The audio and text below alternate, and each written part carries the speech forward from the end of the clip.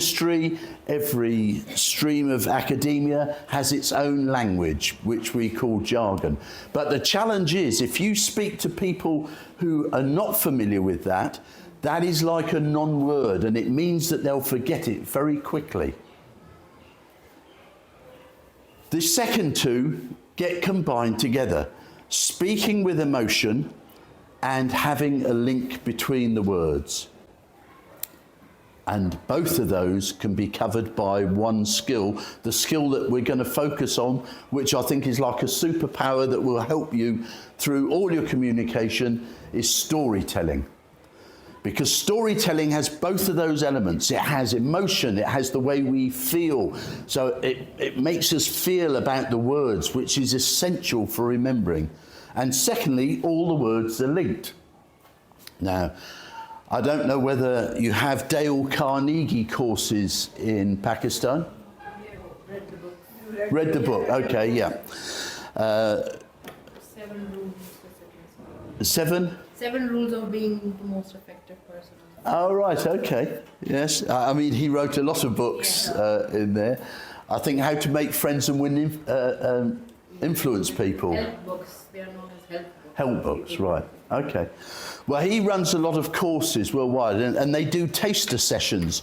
So you can turn up and you do a taster session, and nearly always the taster session teaches you to count from 1 to 10 in Japanese. And I only remember the early, it's about 20 years since I learnt it, but it goes something like Ishni, Go Roku, oh no, Sanshi, Go Roku, Nanahachi.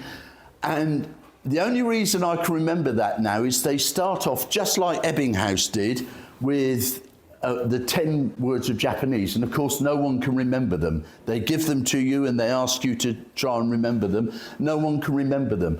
And then they construct a story around the words. So I always remember 1 and 2 as itch knee, because it starts off with you having an itchy knee and having to scratch it. And it constructs this story that explains all these words are strung together. So they now have the 2 bits that Ebbinghaus was missing. They have emotion, so you're encouraged to feel as you talk through it, and they have connection.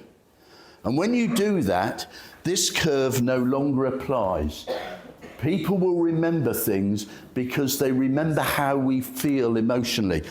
And if I were to ask you to think of an event in your life, something that you remember, that recall, I guarantee it would be an emotional event. Yes. Because those are the bits that stay in our mind. When we get these big emotions, they stay in our mind. So when you're communicating, if you can use those emotions, then people will remember you, and stories are the route to do that. So that's the first bit. The second bit is clarity. Clarity is a bit easier. In a sense, you have to, firstly, as I said, you use non-jargon.